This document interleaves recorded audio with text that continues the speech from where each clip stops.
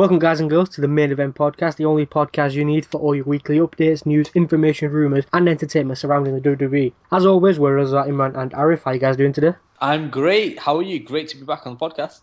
I'm sure at one point it was Arif, Imran, and Reza. I'm sure we agreed that it was supposed to be in alphabetical order. I switch it every week, because Wow. stay on top. I didn't notice that until this week. I like that. Yeah. I like that. Very creative here at the Main Event Podcast.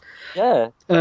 I'm glad you're okay. We are 1 week on now from WrestleMania and back after a very hectic week in the WWE as the build up to the next pay-per-view, which is Extreme Rules, continues.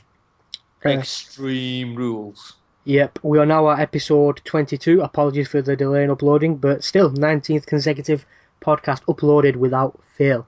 Episode 91. Yep, and seriously, it's really not. And It was 91 last week, actually. Yeah. I just realised. And our numbers are looking good, and of course we wouldn't be at this stage if it wasn't for the very few avid listeners we do have. See, you say very few, but I'm sure we've got more than the Main Event Podcast Football Edition. No, but I mean, who knows? As in, I might just listen to that. Those losers over in the football division. Yeah. Look at them strutting around there. I prefer a small group. I prefer a small group here. Hey, they're doing better than the movie edition. So wow. That's throwing it back. Good old days. But as we've always said, even if one individual tunes in every single week and listens, we are more than happy. So a big thank you to the fans and friends of the Main Event Podcast on Facebook and Twitter. As I said last week, we're receiving some positive messages. I'm having some good WWE-related conversations as well as from some of my followers. So thank you for that. That's exactly what we want. Some of the sheeps. You know exactly who you are, and hopefully your efforts don't go to waste as you continue to help us grow. Some of the comments we are receiving are brilliant. We appreciate every single one of you for sticking with us. As I've said last week, if you do find any of us on Facebook or Twitter, you just want to turn up at Arif's house. Or even in real life. Yeah, if you just want to turn up at Arif's house, yep. he will invite you in and have a cup of tea, discuss wrestling. Fake Street. Yep. Probably queuing up there now. And yeah, we will happily discuss all things WWE with you. Our content is not only on YouTube. If you use iTunes, you can download our episodes there every single week. The BlackBerry people, you can BlackBerry people. BlackBerry people, you can shout out to the BlackBerry people. You can download this on your devices, whatever they call you there, podcast store. You know those things that make calls, phones, I believe. Yes, they're called. phones. Thanks for that. Podomatic users, you can download us. I think you need to create an account there. Stitcher.com. No tagline today, Arif? No, there was a pause, and I just thought, you know what? I'll just let this one slide. Fair enough. That's good for once. I'm not being interrupted. But oh god, considering you gave me the time, if you pop over to www.stitcher.com, on the homepage, you'll actually see the Main Event Podcast tagline itself. Impossible is nothing. Just do it. That's nice. So original. Our tagline officially is. Yes. That's really original, that. Drink milk and grow strong is another one of our taglines. That's good advice as well. We do it all here at the Main Event Podcast. Stitcher.com. Vorsprung Duck Technik is German for Main Event Podcast.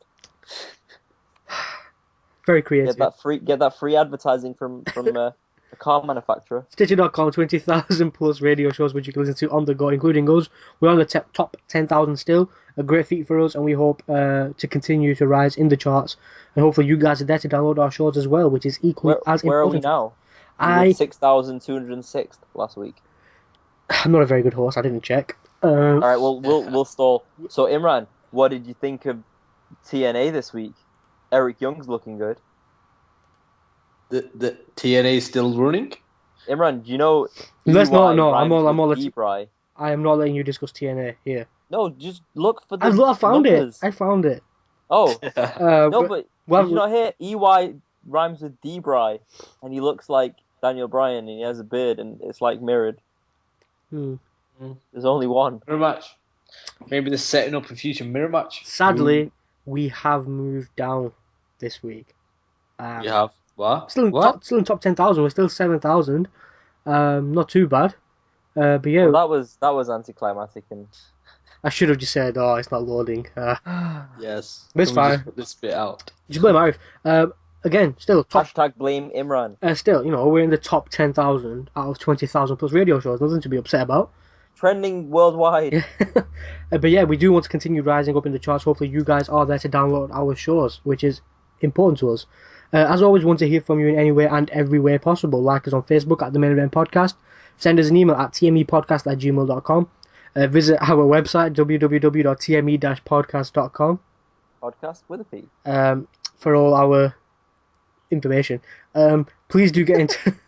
For all our information, address, living quarters, yeah, which is also address, phone number. Yeah, we will update that. Please do get in touch. We'd love to hear from you more and more as time goes by. We want your questions. Should update that. Yeah, I know. It's just timing issues, isn't it? But we will get to it one day. We want your questions about us, our thoughts on WWE, favourite superstars, pay-per-views, thoughts on the current product, and of course our never-ending love for Damien Sandow. Anything and everything you ask and we will answer. And of course we have said for a few weeks now our latest feature involves you filling in a simple application form. You can send us an email, a comment or a tweet. All you have to say is, or tweet, Ray, it's my birthday, and Arif will very kindly serenade you with his very own happy birthday. Creepy Mysterio edition. Unfortunately, there haven't been any this week, but we're still holding out. Yeah. Holding out for that one. But as I said, we hope you do stick with us, continue listening as we continue our journey to become a recognisable WWE podcast. Whew, right then, we have some good stuff lined up for you today, just like every single week. The reviews, the news, and of course the discussions on a wide array of topics. Today we are going to be discussing and looking at a few more of the younger NXT stars we looked at last week. Looking at the potential opponents for Brock Lesnar at WrestleMania 31, and also our thoughts on the Intercontinental Championship and the tournament and what the plans should be. And of course, the eagerly anticipated review of a certain film that a certain member of the panel had to review. It wasn't me. No, it was Russell, because you lost. Yes, I lost the WrestleMania prediction. Loser. Stay tuned for that later on in the show. I am in the spotlight this week. I've been dreading this day ever since the results were out last week. I finally got around to watching Scooby-Doo WrestleMania Mystery last night. And you finally get to review something. I do have my review on this movie. Happy days. But don't worry, we are starting in the best possible way this week. He didn't have it last week, but back here to bring you the greatest review of the worst show that we bring to you every single week. It's the return. Imran, as I've said, is the return with a SmackDown review. Take it away. Yes, and SmackDown opens up with the graphic that says, in the memory of the late Ultimate Warrior. But the night kicks off with the world's largest athlete, Big Show, making his way to the ring. WrestleMania 30 pictures are shown of Cesaro dunking Big Show over the top ropes. Paul Heyman comes out and introduces the winner of the very first annual Andre the Giant Memorial Battle Royal and the King of Swing, calling himself the greatest manager of all time. But guys, I've written a small note here. I just want to note down that Cesaro comes out with no music, just with Paul Heyman speaking. Yeah, that was strange. It happened on Raw as well. I really like that. I thought it was great. I thought he didn't get a reaction because of it, though. I think, do you not need to... Would you not say, like, they're probably thinking of good music for him? I don't think they're going to go back to his old music. I think they've done it like that because something different. Yeah. But because it's Paul Heyman, every time Paul Heyman speaks, it's gold. Yeah. There's perfect opportunity. And another note I written wasn't Big Show a Paul Heyman guy too? Yes, but they want us to forget that. Yes. Well, Undertaker was Heyman guy as well, so... So the match starts with Cesaro and Big Show shaking hands. It's a good match between the two, but it lasts for far too long, lasting over 10 minutes. But both guys show their strength. Paul Heyman was great as a commentator and as a manager. But the match ended with Jack Swagger ruining the match by attacking Cesaro and hitting the Patriot lock. But Big Show sends Swagger over the ropes. Cesaro isn't finished and sends a message by delivering a huge uppercut and a huge neutralizer on the Big Show. And it's impressive. Cesaro is impressive as always. But suddenly we get...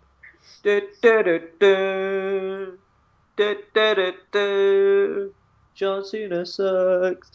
John Cena is on SmackDown. He says it's been a busy week. He says WrestleMania 30 started off in a great way with Hogan, Rock, and Austin kicking off the show in the same ring together. He says Wyatt still can't see him, and sadly we saw The Undertaker lose at WrestleMania. He brings up Bryan winning the WWE title, And but he says the future is now, and there are so many up and coming superstars that he wants to make it known that he is the standard that all of them should be trying to achieve. He says he's John Cena, and he says if those superstars want to get to the top of the mountain, they have to go through him first. Very The true. Wyatts interrupt with Luke Harper saying he needs to accept his future. Bray steps in saying that he is different and everyone should accept that everyone is different. He says that he saw John Cena's heart and he is free since Cena beat him at WrestleMania. He says he knows that Cena was so scared to face him, but all that he needed was that little push. He says that this party is far from over. And he starts singing, he's got the whole wide world in his hands. Well, I Then don't we think get, that's the tune, but yeah, I'm sure it is. along those lines. The whole wide world in his hands, I'm sure it is. The He's first got time. the whole world in his hands. He's got the whole wide world in his hands. He's got the whole world in his hands. He's got the whole world in his hands. Who knew something you'd sing in primary school could be such a big hit in the wrestling world? Especially with a It's so creepy Yeah, creepy. exactly. Yes. superstar like Wyatt. It's brilliant. Then again, I remember the times when The Undertaker used to come out to a very, very creepy nursery rhyme as well. Sang by little girls, yes. Yeah, do you remember? I don't remember which one it was. It was Run, you're scared, something. I don't know. I don't know what I used to sing. Ring Ring of Roses. That was Teapot. it, Ring a Ring I of don't know. Roses. But then we get Ryback versus Los Matadores, and I tried to watch this match, but I really need to make a tea, and I didn't really miss much. I think Ryback won. We're switching it up. No Divas tea break today. Yep. Rob Axel. Then we got a backstage segment with RVD, a quick interview about how he feels back in WWE. He says that he is happy to be back and that the whole face of the WWE has changed, such as it has a beard now, but everything is cool when you're RVD. RVD comes out to face everybody's favorite jobber, Damien Sandow, and it's a standard RVD match, which he gets no surprises there with a frog splash. We get a promo from the former Leo Kruger turned party boy, Adam Rose. But guys, Hogan is on SmackDown. Hogan comes down to the ring. He says when he saw Daniel Bryan raise the WWE World Heavyweight title over his head, it made him proud. He brings out Bryan, and Bryan basically took over the promo from there. Daniel Bryan says that this is the best week of his life as he won the WWE title and he's getting married this week. He says that Hogan is the greatest WWE superstar of all time. He says he listened to everything Hogan said when he was a kid. He says he he said his prayers to main event WrestleMania. He said his prayers and took his vitamins. He's the greatest superstar, Hogan's fan, something. I'm sure he's an Ultimate Warrior fan. Yeah, he's a fan. He's just saying that. Yeah, and we have a very good feel-good moment with Bryan and Hogan standing together in the ring, posing together with the fans, and that was that. I bet Hulk Hogan never thought he would see the day somebody like Daniel Bryan will hold the gold above his head. But do you not think this is the best way to use Hogan because he's in a limited capacity with talking, so he doesn't ruin anything. Yeah. Yeah. I hated Hogan at TNA. Definitely. I hate TNA, so. But this is someone different. This Hogan is someone different, and he works so well. I like him. TNA sucks. Yep. But somebody who doesn't suck is Bad News Barrett because he gets another win over Kofi Kingston. Isn't it? Jobber Kofi. Then we get Fandango beating Santino Marella after Layla, Fandango's new dancer, steals the Cobra. Then we get a backstage segment where Kane and Orton and Batista are shown back at the back talking together about their upcoming main event match. Kane says they all need each other tonight. Orton says that all three of them have three things in common: Daniel Bryan, the Usos, and the Shield. Batista says he's going to ripped the Punk's head off. I think he's talking about Daniel Bryan, not CM Punk there. Then we get to the main event, Daniel Bryan and the Usos versus Kane, Batista, and Orton. It's a good main event, fast-paced, but a brawl breaks out, forcing the referee to ring the bell. Kane, Orton, and Batista beat down the Usos until the Shield make the save. Orton and Batista head back up the ramp while Bryan hits the ring knee on Kane and the Shield hits a triple powerbomb on Kane.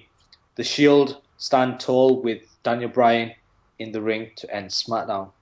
Now, wasn't that similar to last week's Raw? Exact same ending.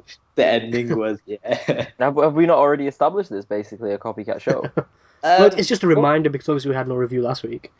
So. But saying that, apart from that last scene where the Shield interrupts and saves them, it was a good SmackDown. It wasn't bad at all. It felt fresh. You said the Cesaro Big Show match was too long, but I actually enjoyed the match because I actually watched different ones. I thought the match was good, yeah. No, it was good, but length was. The pacing was off. There were moments where it was fast paced, good. Yeah. Then there was moments where it was just quite slow. It's not what you expect from a Cesaro match, but I guess look at his opponent in a sense. It's limited, isn't it? Really do with the Big Show. Yeah, fair enough. But it was a good match, nevertheless. What would you give that show out of 5? Out of 5, I mean, this SmackDown felt great. It had a nice ending. There was no real Raw rematches, good surprises, good matches. 3.5 out of 5. That's not bad. Not a bad return for SmackDown. It's not. It's looking bright. And with the SmackDown review, it's only fair to go over to the flagship show from WWE with Raw. And Raw kicks off with the entire roster on the grand stage wearing Ultimate Warrior t-shirts. A respectful 10-bell salute is given to the fallen hero as an emotional warrior package is shown. And I have to admit, even though I didn't actually watch any of Warrior's matches in his heyday, even I shed a tear for it. That was emotional. Yeah. Even Vince McMahon is on the stage as Jerry Lawler invites the crowd to celebrate the life of the Ultimate Warrior with them tonight. And Triple H leads the crowd with a Warrior chant. The announcers at ringside, as always, Michael Cole, Jerry the King Lawler, and JBL, mentioned that tonight we will see the Uso versus Batista and Randy Orton. I love the Intercontinental title. What was that? Sorry. I love the Uso. The Uso, the singular Uso. I love him. Winning those tag team titles. Go on, Rikishi will be proud of his son. An Intercontinental title tournament begins tonight too, as a new number 1 contender will be crowned for the coveted championship within the next few weeks. The first match is Rob Van Dam taking on Alberto Del Rio. RVD gets a huge pop, making me realise that this crowd is a little less smarky than I prefer. And in a back and forth match, it's Mr. Monday Night himself that picks up the win with a 5-star frog splash. Backstage, we see the Authority talking to Randy Orton and Batista. Triple H says that they need to focus on the Shield tonight, reminding his former teammates of Evolution.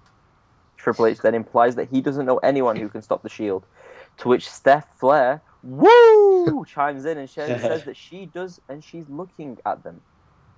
But Batista and Orton show their displeasure at this and talk about only wanting to be champions. Bye-bye Evolution. For now. Ryback will come out with a mashup music mix of their respective songs. They take on Goldust and Cody Rhodes in a tag team match. The ending comes with a meat hook. Sorry, I put meat hook, which I've spelt wrong.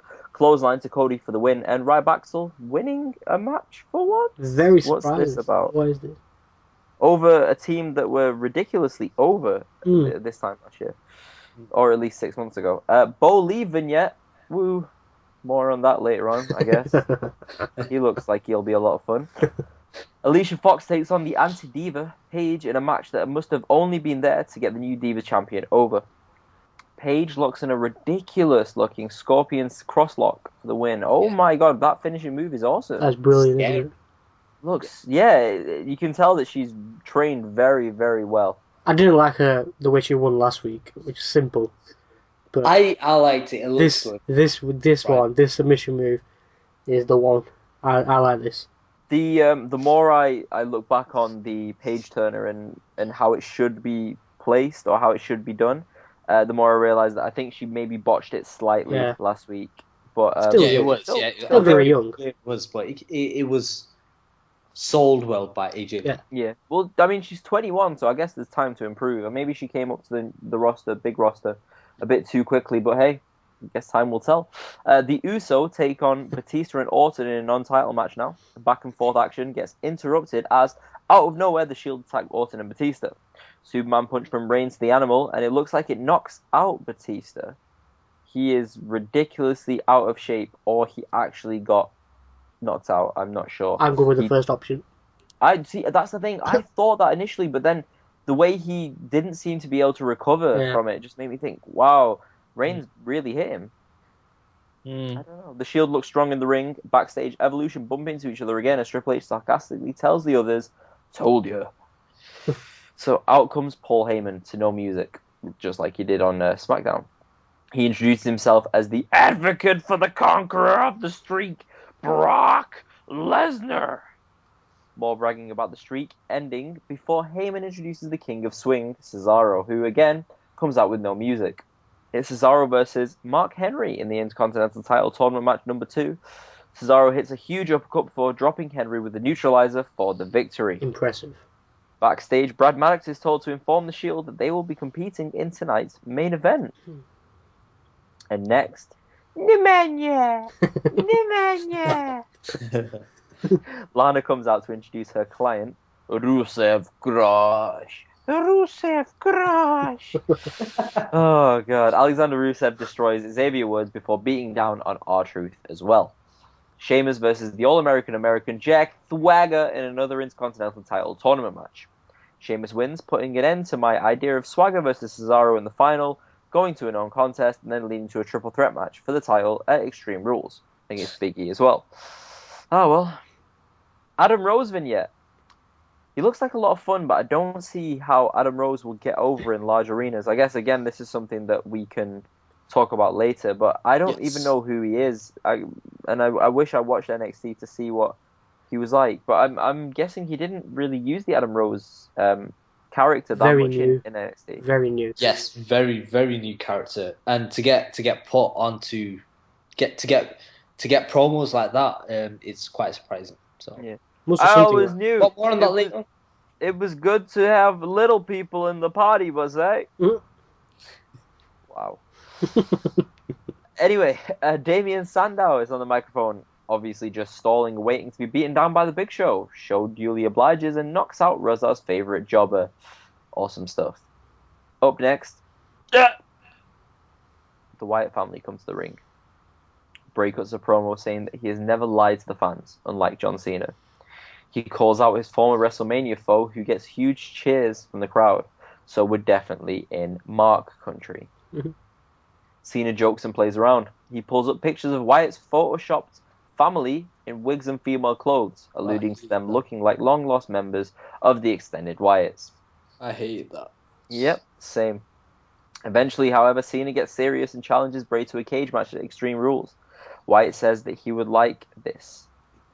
As a small minority of the crowd begin to sing, he's got the whole world in his hands.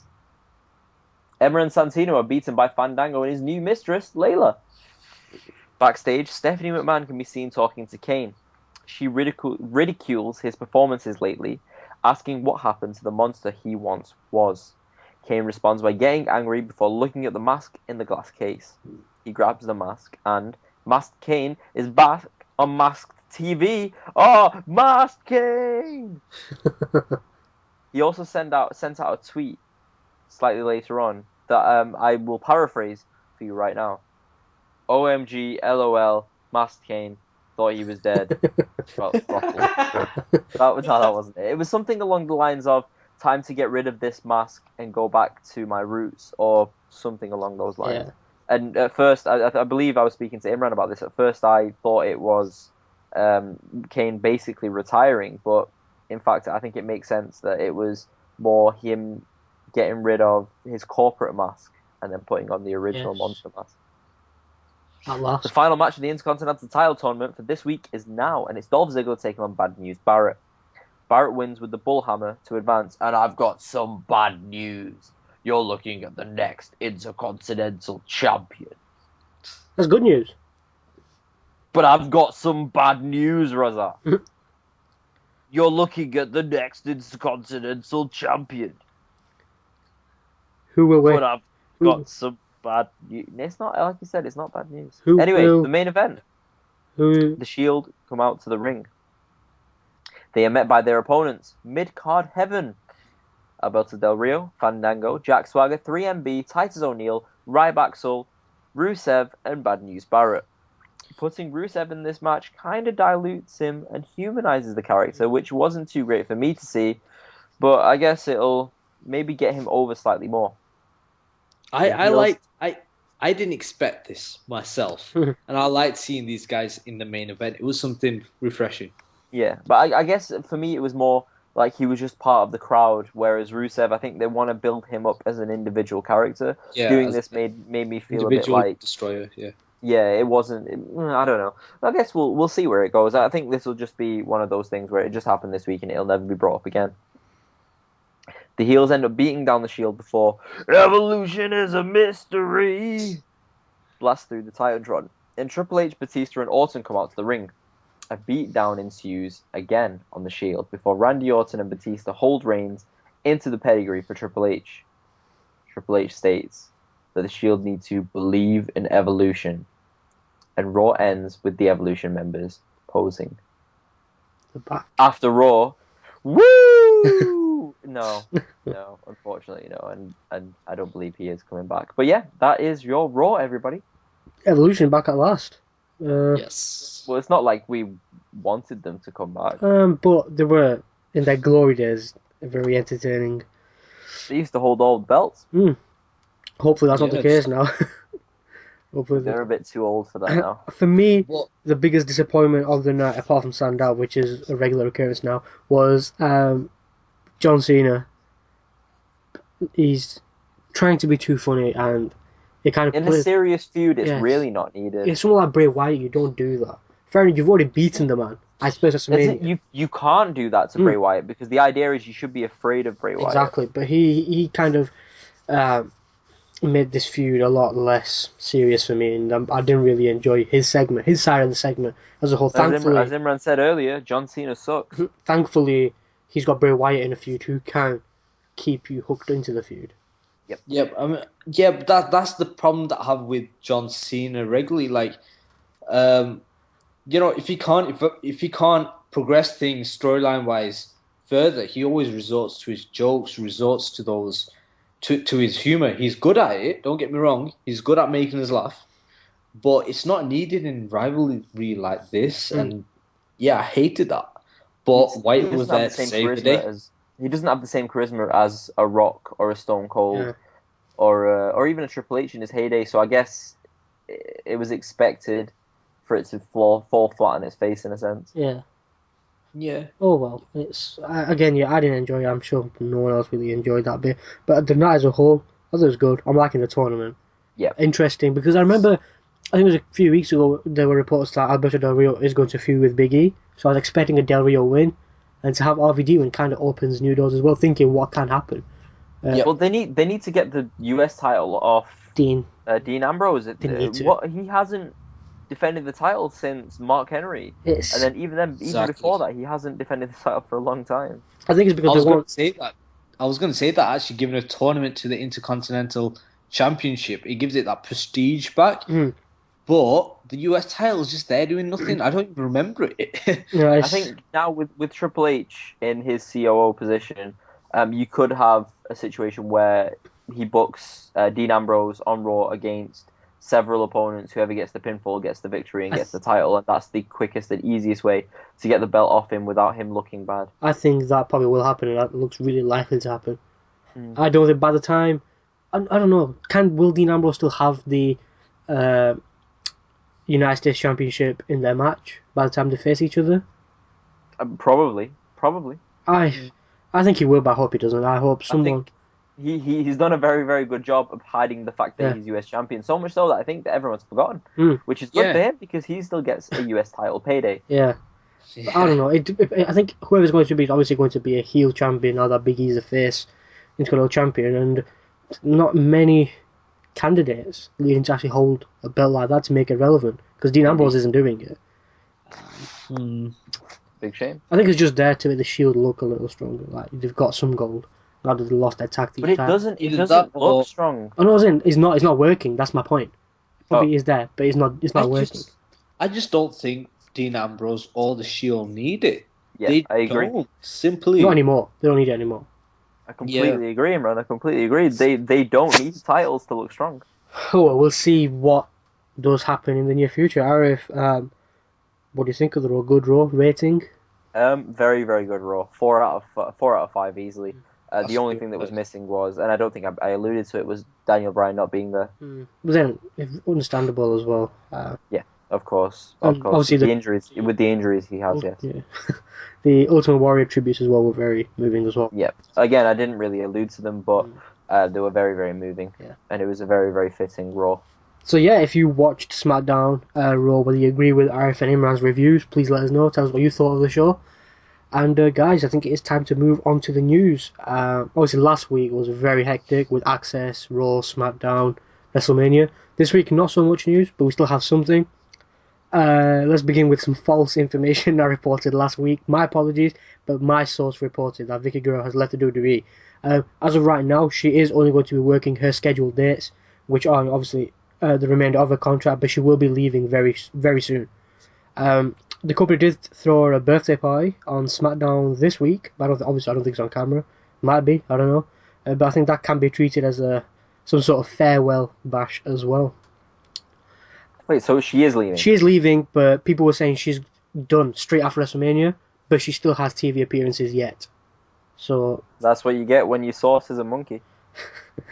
Zeb Coulter, very vocal on Twitter, looking at potential new candidates for the Real Americans. Guys, I want your thoughts on who you think, very quickly, who could be a suitable new candidate. Brock Lesnar. Brock Lesnar. No?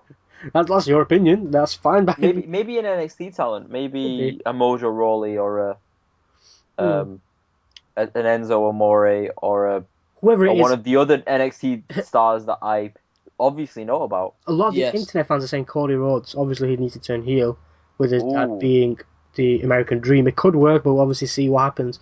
Now that the Rhodes brothers... Cody Rhodes jumping from one tag team to another is not good for his career progression. It's not. It's not. I mean, Cody Rhodes worked well with tag teams, but he's a very good heel. He's a better heel than a face, in my opinion. But I think he's played face role just as good. I really think he has. Evan Bourne repackaged. Never know. Guess we'll have to wait and see. Maybe it could be an NXT talent. Let us know who you think should be the new Real American alongside Zeb Coulter and Jack Swagger. As of right now, WWE are planning a huge match for SummerSlam this year. Obviously, by no means this isn't confirmed, but a match between Triple H and Shield member Roman Reigns is currently in the works. Just like Rosa said, War Games.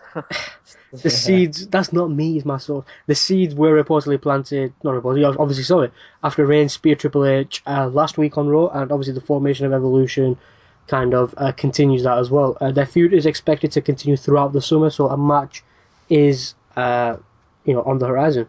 And it'll be a good match as well, good for Roman Reigns. As of right now, The Rock is expected to work WrestleMania 31. Who also happens to be the leader for the Hall of Fame class of 2015. Just very quickly before I continue, who do you think can induct or should induct The Rock in the Hall of Fame? Stone Cold. Yep. Stone Cold. Definitely.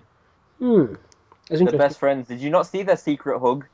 not secret. To the crowd, it's like they'd never left. That'd be good. But yeah, Brock Lesnar is currently being planned to wrestle him at WrestleMania. If plans don't obviously go through for that match, the next man up is Cesaro, who also has Paul Heyman as his manager on TV at the moment. Brock Lesnar's current WWE deal expires shortly after WrestleMania 31, but we'll discuss this in a little more detail a little later on in the show. Now, this is interesting. Deadspin.com, they have a new feature article looking at a ton of specific stats coming out of last Sunday's WrestleMania 30 event. As I said, very interesting, a brilliant read at that as well. If I can, shall I read out some of the very interesting stats they noted down? Yes. Yep. Obviously, they didn't look at every single match because obviously I'd get bored reading it. They looked at the Daniel Bryan Triple H match, John Cena Bray Wyatt, Brock Lesnar The Undertaker, and obviously the main event between Randy Orton, Batista, and Daniel Bryan. Entrance length, Daniel Bryan's was 1 minute 30 in the opening match, Triple H 4 minutes 11 in a brilliant entrance as well. John Cena 1 minute 35, Bray Wyatt 4 minutes and 10, obviously with his live entrance, that is understandable. Brock Lesnar 3 minutes 11 seconds, The Undertaker 7 minutes and 2 seconds. Whoa. Main event time, Randy Orton 3 minutes 19, Batista 1 minute 51, Daniel Bryan 1 minute 48. Daniel Bryan, it's just so many stats. I don't even know what's counting. Daniel Bryan made 11 submission holds in his match, hit 2 clotheslines. Triple H hit 2 clotheslines. But I think the key stats here are that I don't know if we noticed, but whoever had the shortest entrance won their match. Spoiler. That was interesting. And John Cena, surprise, surprise, kicked out of the most pins, including one out of a finisher out of anyone at WrestleMania this year. A douche. Obviously it's John Cena. That's John Cena. Super Cena. That's just. But yeah, just type that in on Google and you can read the full stats for yourself. It will take me too long to read every single stat. Or alternatively, go to www.cme-podcast.com, podcast with a P, and all the information will be on there. It will. Courtesy of Arif. Well, what? WWE World Heavyweight Champion Daniel Bryan and WWE Diva Brie Bella were married on Friday in Arizona. Noted to be there, John Cena, Nikki Bella, Tyson Kidd, Jimmy Uso, Cesaro as well were in entrance. I think Cesaro is dating, I forgot her name, is it Sarah Del Rey, who is a trainer? NXT trainer. NXT trainer, apparently he's dating her, she was there as well. If you want to know that. If not, I apologise. I'm sorry, Sarah. I'm not the Sarah Del Rey guy. I am a Paul Heyman guy. WWE NXT Tag Team Champions, the Ascensions, are likely to get called up to the main roster very, very soon. They could debut within the next 2 to 3 months, and they will be pushed along with Bo Dallas and Adam Rose, as I've said. They did receive video packages for their debut on WWE Raw for the last 2 weeks now. Additionally, Adrian Neville is expected to stay in NXT at least until the end of the summer. He is the champion. Neville is currently seen as the face of NXT, and he will be there for the coming months. Pardon? I'm not happy with that. Really? Why? I like Adrian Neville. But he's awesome. For the NXT Women's Championship, Charlotte and Sasha Banks are reportedly 2 names being discussed to take the title from Paige in the near future. This means Bayley would be chasing the title as the face. Paige will be dropping the title within the next few weeks. It wasn't known to many WWE talents that Bad News Barrett would have a Bad News promo at the 2014 WWE Hall of Fame ceremony. The surprise was obviously shown by wrestlers in the crowd during the segment. They didn't know what was going on. That was said to be genuine reactions, and everybody reportedly loved what he did. He did steal the show, in my eyes. It was incredible. Everyone loved it. And the way things are going right now, it looks like things are looking up for Bad News Barrett. WWE Hall of Famer Jim Ross was added as a late addition to appear at WrestleMania Access this year. He was also in the front row at this year's Hall of Fame induction ceremony. There was said to be talk that WWE wanted to make play sweet to Jim Ross so he doesn't join Jeff Jarrett's new promotion, Global Force Wrestling. In addition, some believe that Ross was a possibility to do commentary for The Undertaker versus Brock Lesnar, but obviously those plans didn't go through. Taker is very vocal as he wants Jim Ross to call his matches, and he said that in numerous interviews. WrestleMania 30 Divas match, that plan was different and it was botched. The original finish, I don't think anyone cares, let's be honest. The original finish was for AJ Lee to grab Naomi's hand and tap out with it when she had her in the Black Widow in order to set up a future match for the 2 on TV. However, Naomi, I don't know why she did that. She just tapped out with the other hand anyway. I think she scuppered her own plans to challenge or compete for the championship again. And I be the pirate. Wrestling legend Sting has not yet signed his contract with WWE. Well, you need to stop flip-flopping with the story. It's not me flip-flopping. I'm saying personally I think he's done it. According to sources, he hasn't. They have sent Sting a contract several weeks ago now. However, he's yet to put pen to paper at this point. Obviously, people are saying it's only a matter of time before Sting signs and faxes the contract back to them. It could happen as early as this weekend for all we know. Flip-flop. Maybe he needs to buy a fax machine. That's probably what it is. But apparently they've already agreed verbally. Obviously, he needs to sign the contract. Flip-flop. WWE have been working under the belief that Sting will be joining the company. As of right now, as I said, he has yet to sign and send it. But he has officially appeared on the WWE Network, and take that how you want. It was for the Ultimate Warrior tribute. As you know, they were known as the Blade Runners back in the day, managed by none other than today's Zeb Coulter. Maybe that is a sign. Ooh, wow. I did not know that. Oh, Zeb Coulter guy. Zeb Coulter is a legend. I'm sorry, Zeb. I am not a Zeb Coulter guy. Also, with that, WWE posted a note to their staff to confiscate any Sting signs they saw on Raw this week. I'm sorry, staff. You've got to confiscate the Zeb Coulter signs. This is an odd story. Jack Swagger captured the Intercontinental title from Big E at a house show in Hidalgo earlier this week, for a while anyway. Swagger pinned Big E, won the championship, but that decision was reversed. The match was restarted by Brad Maddox, and Big E pinned Swagger to retain or capture the title. I like that. Recapture the title on the same night, minutes later. As we know, Big E will face the winner of the Intercontinental Championship tournament at Extreme Rules. WWE have provided an updated list of the pay-per-views for the rest of 2014 as follows. May the 4th, Extreme Rules, East Rutherford, New Jersey. June the 1st, Payback, and I was looking forward to that, again in Chicago. June 29th, Money in the Bank, Boston, Massachusetts. Maybe John Cena will have something relevant to do there. Not that Bray Wyatt isn't relevant, but I mean something big. June 20th, Battleground, Tampa, Florida. August 17th, SummerSlam, still at Staples Center in Los Angeles, California. September 21st, Night of Champions, Nashville, Tennessee. October 26th, Hell in a Cell, Dallas, Texas. November 23rd, Survivor Series, St. Louis, Missouri. And December, Table Ladders and Chess, Cleveland, Ohio. Obviously, The Miz isn't going to do anything. We know that. Miz versus his dad. Vince McMahon and other WWE officials were not necessarily satisfied with the fan reaction after the finish for The Undertaker versus Brock Lesnar at WrestleMania 30. The expected shock was there, obviously. However, WWE were looking for a more appropriate reaction to the send-off of The Undertaker. According to PW Insider, Vince McMahon completely ignores the internet and the IWC fans. However, with Triple H taking over more power within WWE, it's said that Triple H is very open to referencing the internet and responding to the fans through creative booking and promos. I think you can already tell. You can already I see like it. that. The Ultimate, Listen to our podcast. the Ultimate Warrior, his cause of death is officially ruled as a massive heart attack. He had a heart disease. Officials clarified the cause of death as natural, which means that drugs or alcohol were not involved. Obviously, there's going to be speculation that perhaps steroid use may have contributed. It is possible, but I think it should be noted that Warrior's father and grandfather also passed away in their 50s. As seen on Raw this week, the Monster Kane will be returning in the mask. I think by now he's already returned on a SmackDown or somewhere. The current plan is to have Daniel Bryan... I've already said it. The current plan is to have Daniel Bryan versus Kane for the WWE World Heavyweight Championship at Extreme Rules. I think we know which way this one is going to go. Kane, new champion.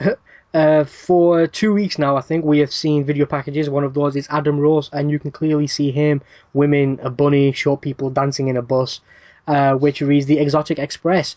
WWE has an actual tour bus for Adam Rose. Awesome. As a rookie, do you think that'll go down well with other people? I don't know. But yeah, it says the Exotic Express on it. It was spotted in a car park where they were on Monday. Arif, did you tell us where Raw was? Alabama. We saw it in a car park in Alabama next to that arena where Raw was taking place. Which means... Guess. I just went along with it. I don't think it matters. There's a graphic floating around on social media showing a match at Extreme Rules featuring AJ Lee versus Paige for the WWE Divas title in a submission match. Whether it was official WWE graphic or something a fan made, I'm not sure, but according to sources, that was the original plan. But it was announced on Tuesday night's WWE main event broadcast that Tamina Snuka will face Paige for the WWE Divas title at Extreme Rules. Oh, God. She won the Battle Royal on the show to get a shot at the title. But Tamina's terrible in the ring. Oh, well. She's very rough. And that'll be a test for Paige. It'll be extreme. But she can't wrestle. According to several fans in attendance at Raw, when the Shield's opponents were being announced and coming to the ring for the main event, during Bad News Barrett's short entrance, an Evolution graphic was on screen, so that kind of ruined the, the little surprise they had. Another image, or images I should say, floating around the internet, very interesting, are pictures of the leaked Raw script from this week. It's interesting to see what the actual scripts look like, and the one that was leaked is the third draft, I think, so you can see how much change. On the Raw script, CM Punk, Rey Mysterio, and AJ Lee were all listed under the miscellaneous category, in other words, injured or to be determined. The Miz had the night off due to movies he was filming. Carly was given the night off for unknown reasons, most likely creative had nothing for him. It seems like an odd classification for Punk, don't you think, considering he's not injured, he just walked out. Well, to be fair, there probably isn't anywhere else to put him, really, is there? I think the reason they've done that, though, is, say, for example, he just turns up because that's probably what he wants to do. He just turns up at a Raw once in a while. They can just write him in. But for now, they have nothing for him. Honestly, guys, I still don't know. Is this a work or is this actually legit? He's walked out. I think by now it's legitimate. At first I was a bit apprehensive. I thought, yeah, this could be a work, but now I'm over it. He's walked out. But yeah, I agree. I thought it was surprising that it was mentioned in the script or listed in the script at all. Whereas AJ Lee is listed the same, injured or to be determined. Or she's just simply asked for some time off and she's been granted that. Rey Mysterio had a baby. He has? Yep. Happy Oh no. birthday to my child. You were born with a smile. Is that it? He doesn't know the rest of the words, does he? I think it's good. We shouldn't drop the whole lyrics on the fans. Little teasers are better. Exactly. During the WrestleMania weekend, many of the NXT talent were spotted partying, even taking pictures in the bars they were visiting, understandable. With Adam Rose. Come on! Party with me! With the worst accent you'll ever hear. I know, wow. WWE Divas Champion Paige was not one of them.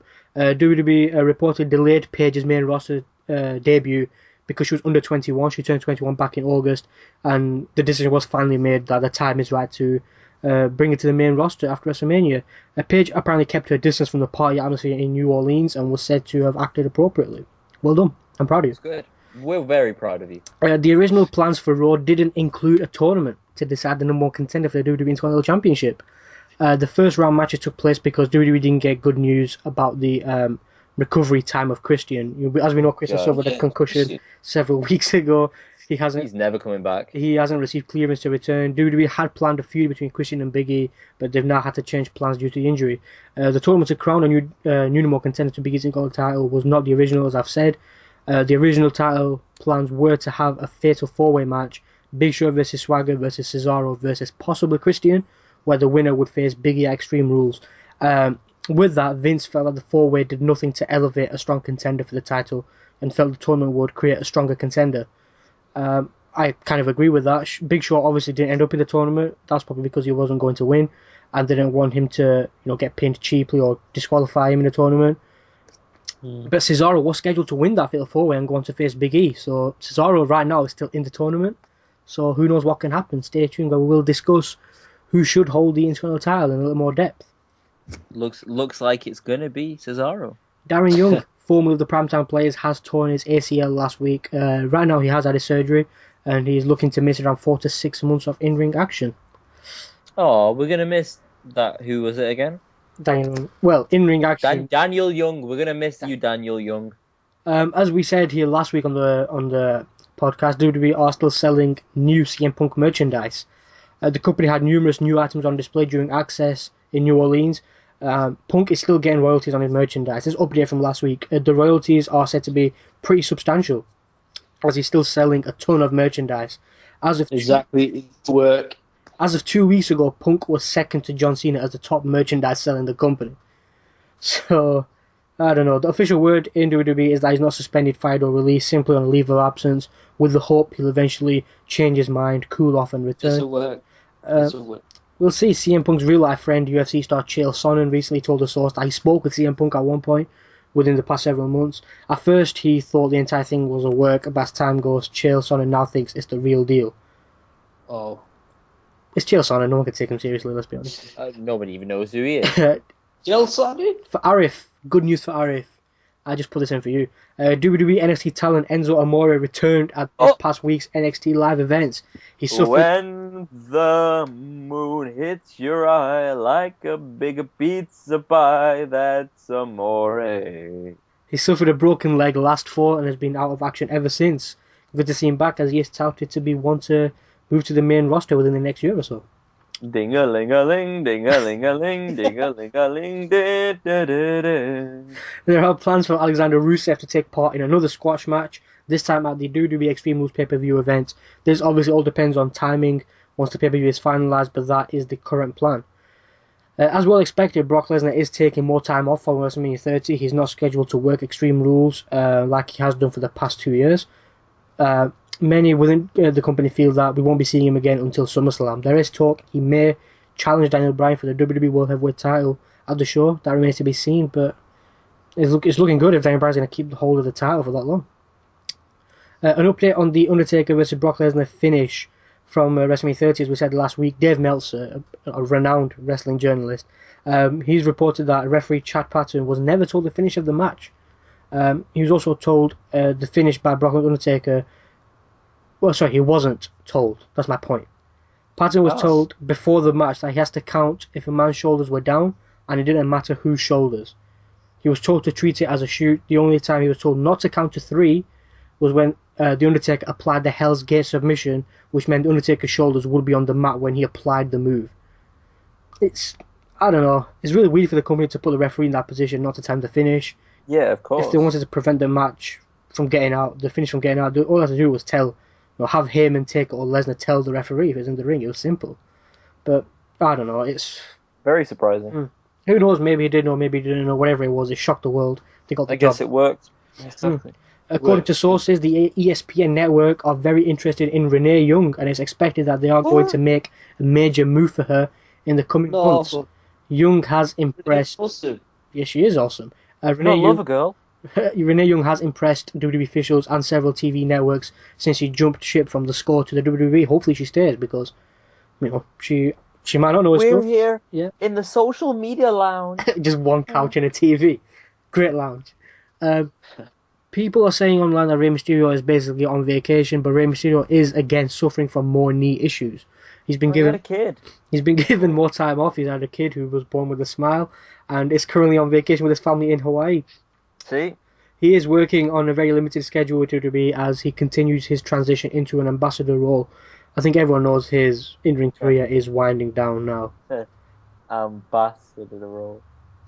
What the hell? Although details are sketchy. Triple H suffered some sort of muscle injury during his match with Daniel Bryan at WrestleMania 30. This is the reason his leg was taped during the post-WrestleMania Raw.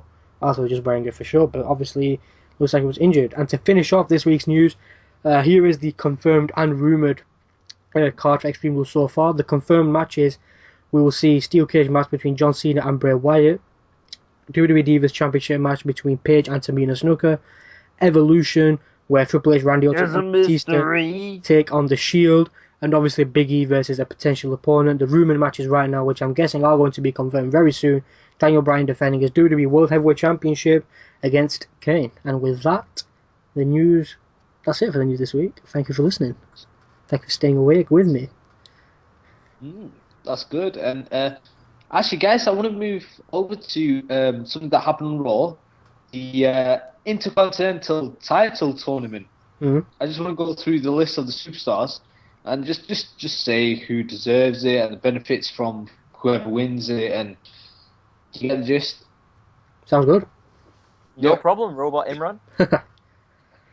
I'm robotic. Very robotic. How about now? Yeah, that's better. Right, should we start off with the big one, Cesaro? Cesaro is probably going to win the title tournament. I'll be honest with you. Agreed. It's always great to see a superstar come through the indies, look great in every single match he's ever been in, go through NXT, have some amazing matches with NXT talent, go through a yodeling storyline. And still come out the other end. Yeah. Be at this stage. Exactly, be part of one of the cleverest tag teams with one of the greatest managers of all time, and then now become his own self-made superstar with an amazing manager. And I think this would be the crowning opportunity for him, make him into... I agree with that, because a Cesaro Big E match itself will be good, as we know, because they're both strong, and then Cesaro is basically going to fulfill what Curtis Axel couldn't do with Paul Heyman and become a good Intercontinental Champion. The only problem I have is Big E. Right now, he seems to be in limbo, and there isn't really much for him. The last time I remember him being relevant is when he turned on Dolph Ziggler, and then nothing came of that. For me, that's my next point. That's why I think Big E should drop the title and challenge for it instead, rather than defending it. Yeah, but always a lot more interesting.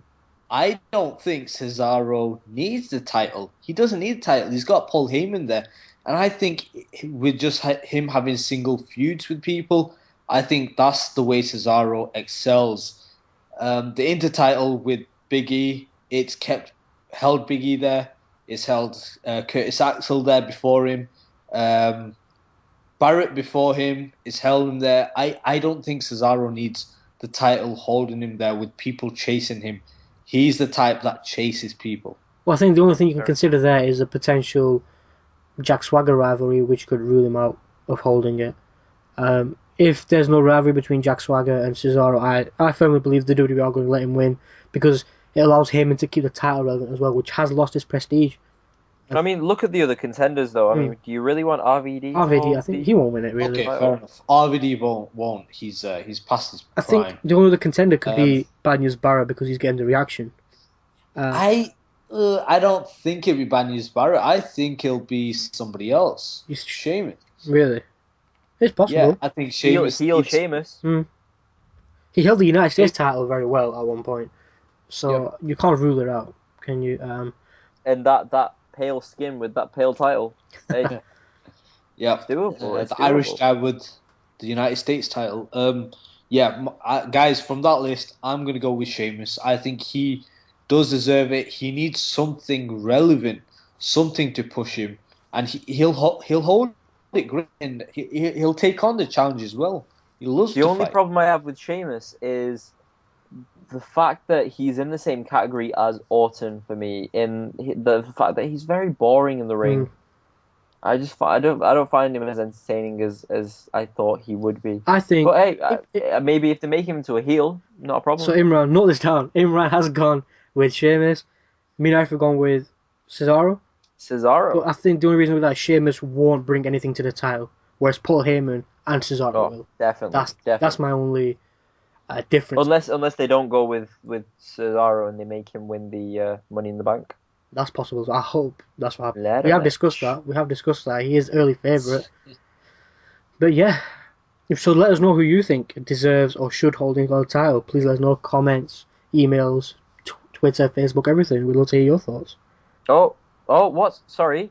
Give me 1 second. One of my sources is getting to me. What's that? Timmy fell down the well. No? Oh, you have news for me. Oh, that's right.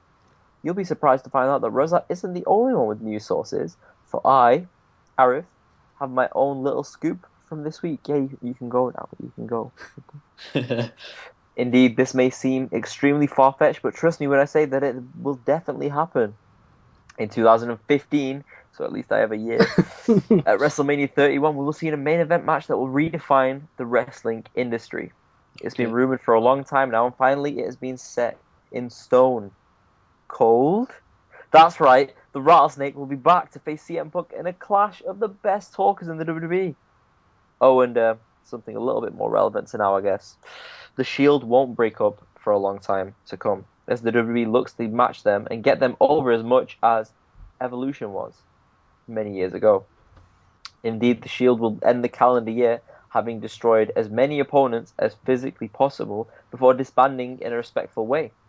Roman Reigns will then move on to win the Royal Rumble match and face CM Punk at WrestleMania. Did anyone hear the indiscrepancy in my theory? Yes, I heard it. CM Punk Yes. facing both Stone Cold and Roman Reigns Really? Yes.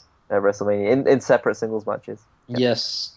He has to beat Stone Cold to get to the main event, like Daniel Bryan did, right? Yep, that's exactly how it's written Yes. on this piece of parchment.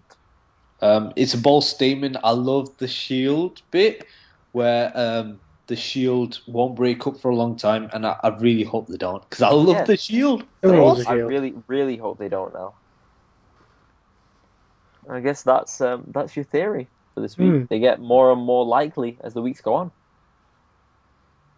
Let us know if you agree or more likely disagree with his bold statement. I'll say that at the least. Will it happen? Possibly not. Do I want it to happen? Do I want it to happen? Of course I do. Yes. That's my. It gets harder and harder every week to do a theory. Okay. That is good. You're looking beyond the year. Very bold. Optimistic. Yeah, If you didn't add the CM Punks into both of the theories, then yeah, I would have been like nodding my head all the way, be Yeah. like, yep, definitely happening. As soon as you hear the CM Punk, you just no. Yeah. Or unless if it's a work. RF Try still to tell has you. that. RF still has that belief that it will happen. He wants it. He wants Punk to return. He wants it to be work. Definitely is. Hmm. 110% agree. Moving on. 30% disagree. Moving on. Something we mentioned a little earlier. Brock Lesnar's match at WrestleMania 31 at the minute. Two names are being touted as his potential opponents. Brock Lesnar versus The Rock and Brock Lesnar versus Cesaro. Guys, which one do you think will happen, or which one do you think should happen? I'm gonna start off by saying the one that needs to happen and the one that will happen are the same. Mark this down for SummerSlam. Brock Lesnar will take on Cesaro, and then again at WrestleMania. Um, yeah, I don't think that's going to happen. I think they're going to keep Lesnar off Yeah. TV for a while, and then they're going to make him face The Rock. Not that I don't think that shouldn't happen as well, because I think it will be a very fitting match that Brock Lesnar can win, cement his place again. Because Cesaro has the years on him. Cesaro But really does. but listen to me. The reason why I say Brock Lesnar versus The Rock won't happen is simply because The Rock is a huge movie star, and he will never risk his health What? with a match with Brock. I mean, Simple as but that. it was lined up for this year. Yeah. Just an But injury ruled that out. yeah, exactly, and that's the thing. Like it won't. It just won't happen. He won't take that risk again. The Rock was at WrestleMania this year. The Rock, if he wanted to, could have been facing facing the Brock, facing Brock, but no. The Rock chose not to. Health wise, simple. Cesaro, it's going to be an awesome match. I think they're planting the seeds. Hmm. And what do you? I disagree, but each to their own, I guess. I just don't see why The Rock wouldn't wrestle Brock Lesnar for a massive payday and a match that was supposed to happen this year. It was a legitimate injury that ruled him out. This will only be the second time they face as well. The face being Exactly. It'll be a Summer. huge money making opportunity for both the WWE and The Rock. So, I mean, I, mm, your reasoning is a bit off, I believe. But that doesn't change the fact that I don't want to see a Cesaro Brock Lesnar match. I just again would rather see a Rock Lesnar match again. But don't you think Cesaro and Brock would give a better match than Rock versus Brock? And especially storyline wise, with Paul Heyman there in the middle, it'll be incredible. It'll be No, I awesome think to I think watch. Rock versus Brock would also have Paul Heyman there in the middle, and then you've got one of the best talkers in the WWE versus one of the best managers in the WWE, and Brock Lesnar is just a muscle for that manager. I think it's too easy to rule out Brock Lesnar versus The Rock because of injury, but I think you really shouldn't because it would still be an amazing feud. Hmm. It was It, an amazing feud at SummerSlam Yeah. no, don't get me wrong. 2002. It would be good. It would be good, but I simply don't think it would happen. The Rock versus John Cena shook up The Rock a bit, and somebody as physical as Brock Lesnar, who came out the next day with bruises, a black eye, The Rock's not going to put himself through that. For a payday, yeah, he might. No, Yeah, I he's think not. money He's makes the not. world go round in the wrestling world. He's not. He gets bigger paydays at in movies. In But then why movies. was this match set Going up? to happen anyway. Yeah. Yeah, it was going to happen. No, it was rumored to happen. It wasn't going to happen. The No, Rock even The confirmed it. Rock addressed those The rumors, Rock and he said, confirmed "Yes, it. it was supposed to happen. I became injured. Hopefully, we're looking towards doing it next year." The Rock Uh, confirmed this. oh yeah, he did. So who knows? Well, But that's Imran's argument out of the water. So Rock versus Brock Lesnar next year WrestleMania is pretty much a given. Book I it. would still like to see Cesaro Yeah. versus Lesnar, but I think again, I think even SummerSlam is too early for Lesnar versus Cesaro to really think that Cesaro is a threat to Lesnar Hmm. after Lesnar just defeated The Undertaker. I agree. so WrestleMania, Brock So versus Rock. Agreed. okay. Looks I'm like. still sticking with Brock versus Cesaro. Ever since The Rock got that injury, he's not been putting himself through anything physical as the Brock is. So, simple as, yeah. Fair enough. I guess we'll move on from that discussion to one of the future, and in particular, the future of the WWE through the NXT stars. Guys, as you know, I am a big fan of NXT, and I'd like to know your opinions on a couple of the superstars that we actually mentioned last week as well at the end of the show. Firstly, we're going to look at Adam Rose and what his chances are, how high he will get on the main card. Will he be a main eventer? Will he win the title, or will he just be stuck in tag team turmoil forever? What do you guys think? I think it's clear to say he's not going to be the number one guy. He's not going to win the WWE World Heavyweight Championship. That's already out the window. For me, anyway. Mid card, I can see tag team. He'd probably be not reaching the full Fandango and potential. Adam Rose. It's possible, but I think Adam Rose is better than that. So's Fandango. He shouldn't be stuck in tag team action either. But yeah, I can see mid card talent personally. Yeah, right? And the thing is with Adam Rose, he's a fairly new character. He's a And fairly new superstar. I mean, before that, he was Leo Kruger, who was phenomenal. I thought he was Leo great. Kruger. Yeah, he was actually genuinely scary at times. Adam Rose, he's only had a few matches, like 1, 2, or 3 matches on NXT. So I've not seen much of him, but because of his gimmick, he's going to end up like another Fandango. He's going to have potential there, but his character's going to hold him back. He's more about having a fun time than actually having aims or progressing, if you wish. and he's And 34, so yes, I was going to not say Oh, not yes. another Batista. not gone much time as if. He hasn't really. Fair Has. enough. Bo Dallas. Bo Leave.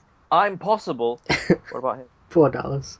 Um, Well, was it last year where he won a battle royal and was part of the Royal Rumble? yep, eliminated Wade Barrett. There you go. Just go to show how much potential this guy has, and the WWE are fully behind him. I think he's going to debut. He's going to have a good debut. He's going to have a good rise to cement his spot on the roster, and he is going to become the United States champion. I can see that happening. Bo Dallas is 24 years old. He has got probably more than 15 years ahead of him if he stays in shape. The thing I like about Bo Dallas, I agree with everything Imran said. United States title, all the possibility. Who knows in the future even more. I think his gimmick is people. I don't think WWE wanted him to be boring and hated, but I think they've used that to the advantage that we find him so boring, so annoying that he's good and he's grown on me. Um, I'm a believer in Bo Dallas. Oh, United States title, I think that's probably the least he's going to achieve in on the main roster. Fair but enough. that's the thing with Bo Dallas when he first started this new gimmick. I absolutely hated him, and I think it was you actually, Russell. And you were like, you know what? The fact that he irritates you is what they want out of you. What he Mm. wants out of you. He wants to irritate you. He wants them boos, and he does it so well. Mm. And he's he's from a family with a great mind when it comes to wrestling characters. Well, his dad's the IRS. His brother's Bray Wyatt. He's Yes. got family of wrestling. Bo Dallas. His sister is Abigail. Yes. Yes. Technically, yes. Sister Abigail. Oh. Exactly. So, But yeah, I'm looking forward to should it. be awesome. I'm looking forward to it more than I thought I would be half a year ago. But guys, can I bring up another another wrestler who recently debuted, Alexander Rusev? Arif, It's what not do you think? Rusev. Rusev. It's Alexander not Rusev. Rusev.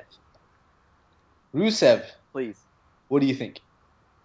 He looked really good at the Royal Rumble. I was really excited for him. Mm. Now it seems like his momentum is halted a little bit, like a train that has come to a stop on the tracks. Hopefully he'll get more power to him again. Lana as the handler is a very, very good move where she stops him from doing moves or she eventually stops him in mid progression. But I guess, yeah, he's okay. I haven't seen enough of him, though. 2 weeks is not good enough to cement a place in my mind. Alexander Rusev, brilliant NXT. As I've said, brilliant move to have Lana as his manager. But this again, it's the progression. As in, I don't want him to have so many squash matches that he becomes like another Umaga who can only achieve a certain limit, and then he stays on that for the rest of his career. And Yeah, fair mid enough. card talent, he is going to be main event talent. Who knows? United States always got the championship. Can he win that? Of course he can. It's possible. Imran, what are your opinions on Alexander Rusov? Rusov. I really like Rusov. The biggest drawback he has is that he can't speak, but Lalana is great on the mic. It's not Lalana. Lalana's a footballer for Southampton. Yes. Lana, Imran's off form. Seth Rollins. oh, Lana. Lana. Lana is good on the mic, and she's good looking as well. Just want to put that out. So yeah, future's bright. The future's bright. Enzo Amore. I thought Arif might want to start with. I can't do it to myself. Enzo Amore.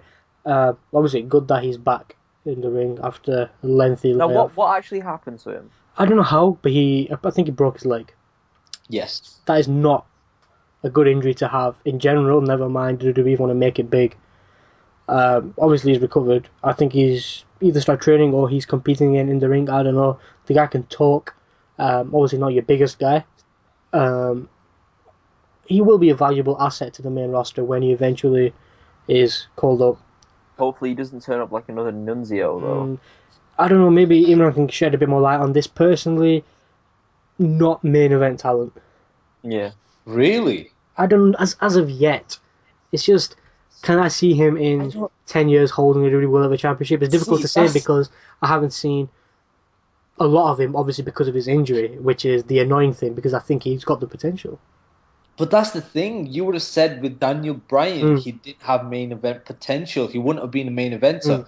But you know what? This guy has simply, as a heel, got the fans behind him.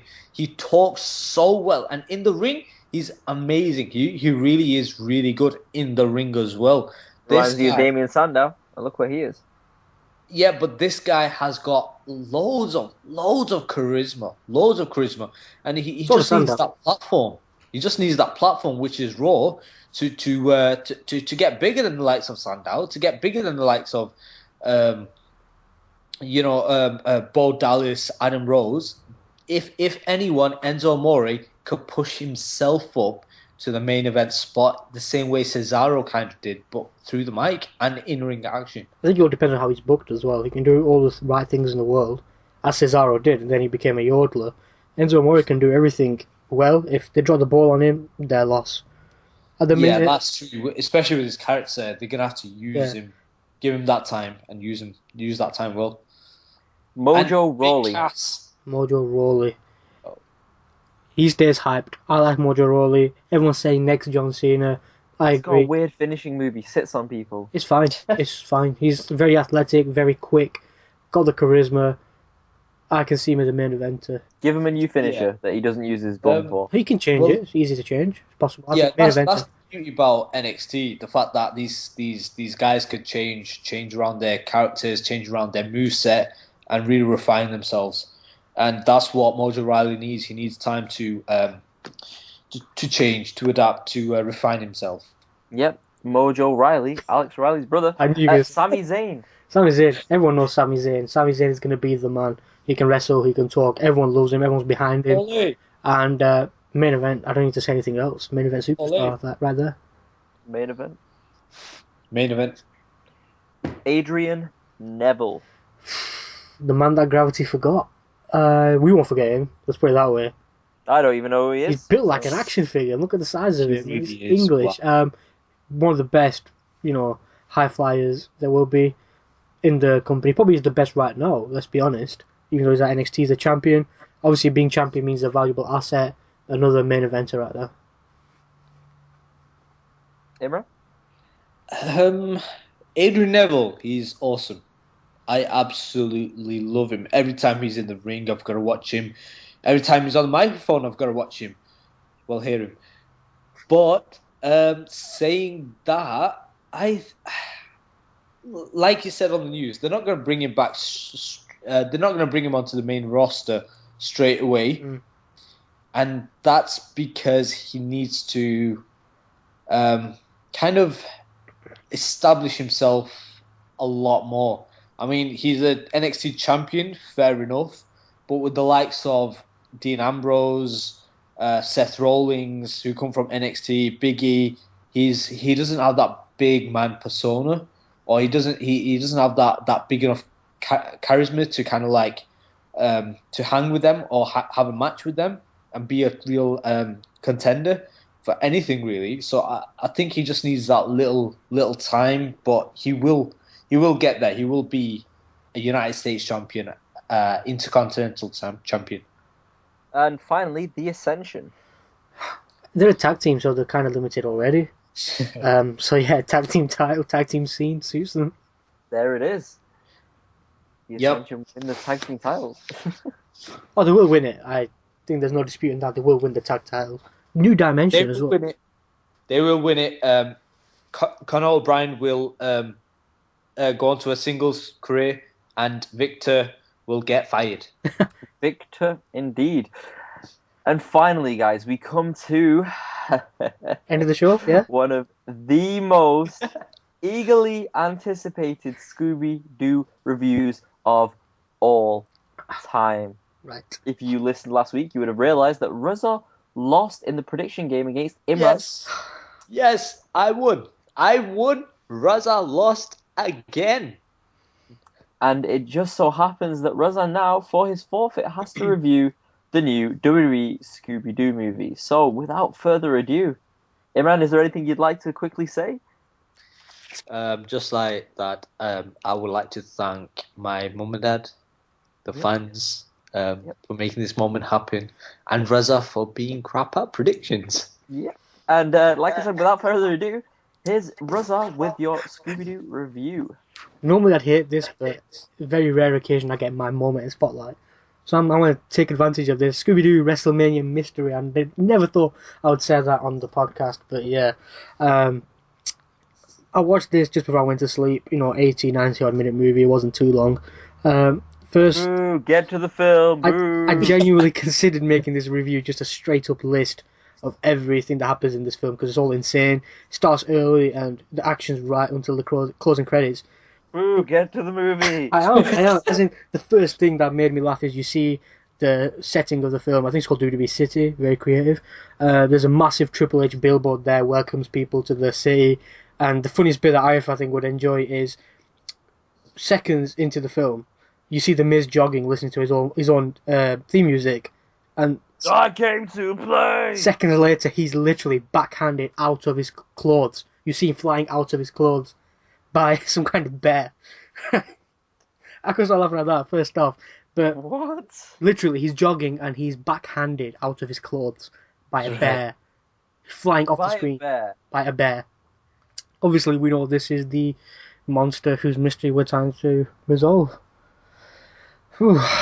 We finally get to the main cast, Scooby-Doo Shaggy. They win a trip to stay at WWE City to watch WrestleMania. This is because they beat the last level of a very hard video game. Obviously, we know Fred, Daphne, Velma are going to go with them as well. That's kind of the whole setting. They arrive and the Mystery Machine crashes on a ditch. Oh no! Fred, here's my sound effects, if you didn't notice already. Fred, he just about misses a raccoon and the Mystery Machine crashes. They meet John Cena, makes first appearance. His trainer is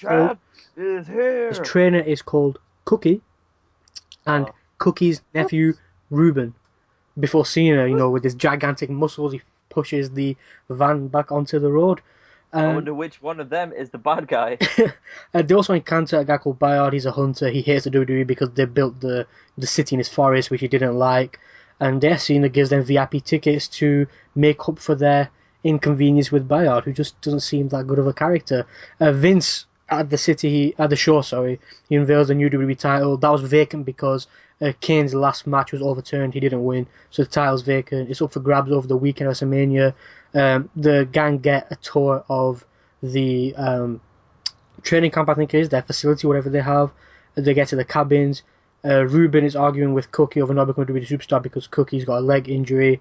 Scooby has some kind of dream about wrestling giant food monsters. Shaggy wakes him up. They both encounter the Ghost Bear before running for their lives. That's another Ghost Bear appearance there. Yoink! Doo-Doo Superstar stopped them. Triple H and Brodus Clay, they're overpowered by the monster. Triple H, he's not burying the bad guy, which is refreshing to see. Not burying the monster. He disappears because he throws Sin Cara's hot rod towards a water tap. Frode!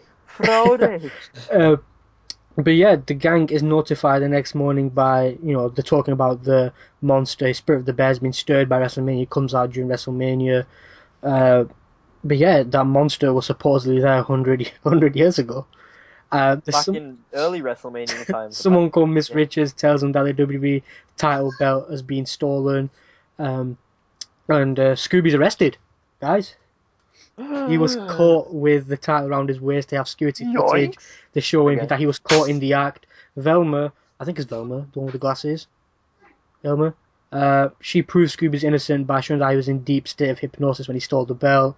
Ruben, the nephew of Cookie, then deduces that the WWE video game contains light flashes which made Scooby's brain hypnotized. Basically, that's how we stole the title.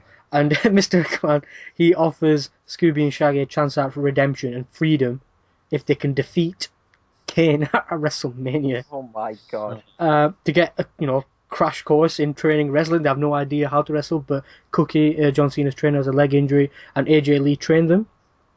AJ Lee, as I said, voice, obviously you can tell it's AJ Lee, Triple H, not so much. Then the entire gang with Scooby and Cena wander along the forest. They reach the bear cave. They discover a room with books, hypnosis, some kind of device, calendars indicating that which culprit he wants to target at WrestleMania. The Ghost Bear appears, chases them through the some kind of storm.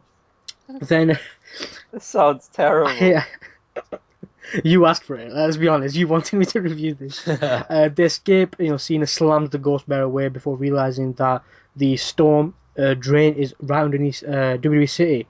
Then the gang gives Miss Richards detail on the encounter with the Ghost Bear. Cookie advises that WrestleMania should be cancelled. Obviously, they don't agree with that. Fred suggests that the gang use WrestleMania to nab the Ghost Bear. Here we go. During the main event, Velma finds out that the WWE belt is the kind of device which tells you where everyone is. After the gang discovers that the belt is fake and the device is set to go off in 30 seconds, Cena tries to get rid of it, but it activates and shuts off the underground power supply. Okay. The Ghost Bear appears. The Ghost Bear appears, wreaks havoc all over the arena. The WWE superstars use the pyros to light up the stage so they can see where he is. Scooby uses his dance move to throw Kane off guard. The Ghost Bear finally makes his way to ringside, confronted by Ruben in his wrestling attire. The Butch into the ring by some form of catapult. Then the steel cage rises up from nowhere. Cena, Sin Cara. Hang on, rises up? Rises down from nowhere. You don't see it. It just closed. They're just inside the steel cage from nowhere. I didn't even see that. Cena, Sin Cara, Kane. They pin down the monster for Scooby. He does some kind of weird 5-star frog splash, which I don't know what to call it. 5 dogs frog splash. 5-star dog splash. Sorry. They level the ring in the process and they unmask the Ghost Bear. Any guesses on who it could be? Ruben. Vince McMahon. Cookie. John Cena's trainer, who hated WWE because of his injury, and he plotted the perfect crime to steal the title using Scooby as a pawn and tarnish the organization if it wasn't and for I would have gotten away with it too if it wasn't for you meddling kids. But yeah, that's pretty much it. Cookie's taken away by the cops. McMahon gives Ruben a spot on the roster, and Scooby and Shaggy are the new WWE champions. I think the film... I understand why they made this film. Obviously, I think the hope is to convert Scooby-Doo fans to the WWE, or convert WWE kid fans to Scooby-Doo, or reward the kids who are fans of both. I think for me it was good because being a Scooby-Doo fan as a kid, it kind of made me reminisce about the older episodes, or the new episodes. You see the older episode, the 70s one. What I picked out from there, the key point. How old are you? Me? I am. 70s one. No, I was I still got them on the tapes. I used to watch them as a kid. Tapes? Yeah, video cassettes. Oh, he means DVDs. No, I don't think you Blu-rays understand. now, rather. It turns out that The Miz is actually a very good voice actor. Obviously, his was very clear. We expected that, though. Yeah, and AJ Lee as well. They were far and away the best of the wrestlers who provided their own voices. John Cena was okay. Uh, Superstar that really surprised me, Triple H. He was just terrible at the voice acting.